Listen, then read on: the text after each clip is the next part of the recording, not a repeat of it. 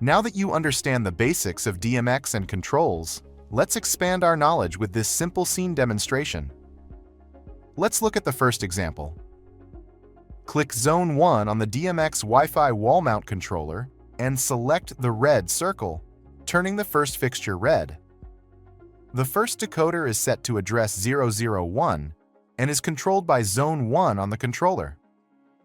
Click Zone 2 and select the green circle, turning the second fixture green. The second decoder is set to address 005 and is controlled by Zone 2 on the controller. Click Zone 3 and select the blue circle, turning the third fixture blue.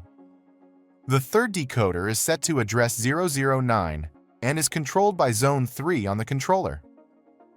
Let's look at a second example. Click Zone 1 and select the play or cycle button. This will cycle the first fixture from channel 1 through channel 4 based on the controller's preset program. Click Zone 2 on the controller and select the play or cycle button.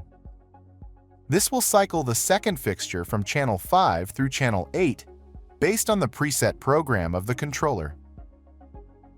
Click Zone 3 on the controller and select the play or cycle button. This will cycle the third fixture from channel 9 through channel 12 based on the preset program of the controller. Let's look at a third example.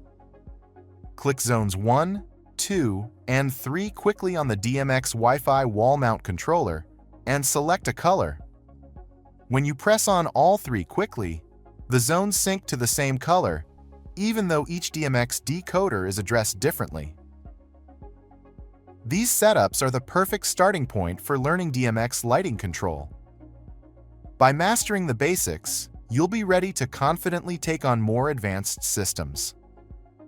We understand DMX can be complicated. Please feel free to email technical support at diodeled.com for more information and answers to difficult questions.